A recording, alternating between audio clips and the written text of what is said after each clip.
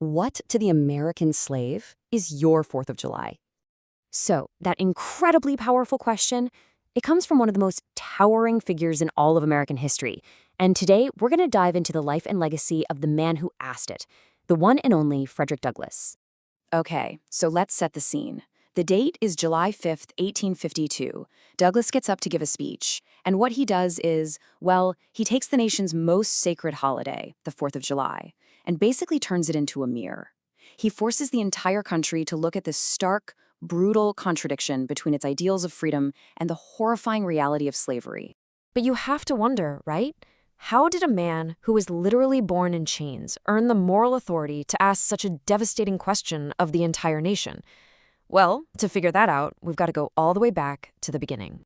You see, his whole journey to freedom really starts in the fires of bondage. That's where his incredibly powerful voice was first forged. He was born Frederick Augustus Washington Bailey, somewhere around 1818 in Maryland. And his understanding of the world, it wasn't shaped by books or theories. It was shaped by the direct, personal, and frankly unimaginable cruelty he experienced firsthand. I mean, he was taken from his mother when he was just an infant. One of his earliest, most vivid memories was watching his own aunt being whipped horrifically. That single experience showed him just how powerful the peculiar institution, that's what they called slavery, was at dehumanizing people and just tearing families apart. And this became a theme he would come back to over and over again. And this right here is a totally pivotal moment in his life. The wife of his enslaver actually started teaching him the alphabet. But her husband found out and, well, he flew into a rage. He stopped her, yelling that reading would make a slave unmanageable. And for Douglass, that was it. That was a light bulb moment. He suddenly understood education wasn't just a skill, it was the pathway to freedom. So after this incredibly daring escape, Douglass just completely transforms himself. He goes from being a fugitive on the run to a major public figure. And he did it by wielding the one thing he knew was a powerful weapon, the written and spoken word. I mean, his rise was just meteoric. Just look at this timeline. In 1838, he escaped slavery. Only 3 years later, he's giving his first public speech. By 45, he's a best-selling author. And just 2 years after that, he's publishing his own newspaper. It's an absolutely incredible, almost unbelievable ascent. Now, the thing about his first book, The Narrative, is that it was so important for 2 reasons. See, a lot of people back then simply could not believe that this brilliant, eloquent speaker could have ever actually been a slave. So the book, that was his proof. It was this detailed, factual, and absolutely horrifying account of his life that nobody could deny. And the impact? It was huge. By 1860, something like 30,000 copies had been sold. It became one of the most powerful and influential books for the abolitionist movement, and not just in America, but all over the world, especially after he spent a couple of years touring and speaking across Great Britain and Ireland. And the newspaper he started, the North Star, its motto pretty much laid out his entire mission for everyone to see. This wasn't just about ending slavery. Nope. It was a call for universal human rights, a vision of equality that was, frankly, decades ahead of its time. So as his influence gets bigger and bigger, Douglass doesn't just speak in crowds anymore. He takes his fight straight to the top, to the highest office in the land. Okay, so Douglass was a really sharp, strategic thinker, and he had to navigate some seriously complex relationships.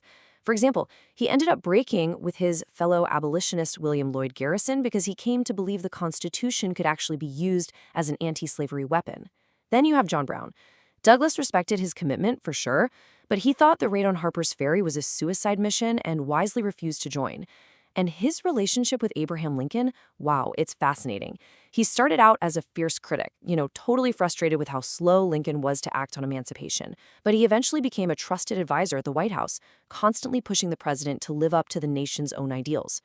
During the Civil War, Douglass was absolutely relentless. He argued over and over that letting black men fight wasn't just a good military strategy. It was, in his words, a sacred path to full citizenship. He believed it so much that he became a recruiter himself and even enlisted 2 of his own sons into the famous 54th Massachusetts Infantry. And he didn't stop at recruiting, not by a long shot. He was all about holding the administration accountable. When he saw how unfairly black soldiers were being treated, he marched right into the White House. He sat down with Lincoln and demanded equal pay, promotions based on merit, and protection for black soldiers if they were captured as prisoners of war. And yeah, he directly influenced the president's policies. So even after the war ended, Douglas's fight was far from over. I mean, not even close. His legacy really became about championing universal human rights because he always recognized that the work was still unfinished. Douglass talked a lot about this idea of the self-made man. You know the type, someone who achieves success through pure, honest hard work, someone who owes nothing to their family name or any other lucky circumstances.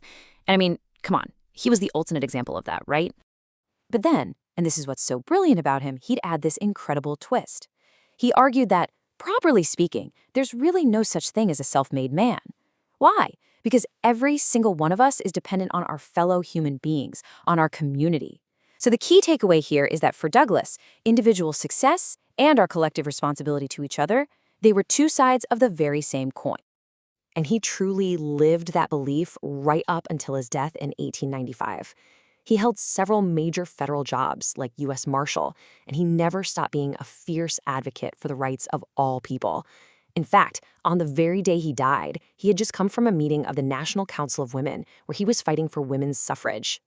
When you think about it, Frederick Douglass's journey from an enslaved person to a world-renowned statesman is one of the most powerful stories in history.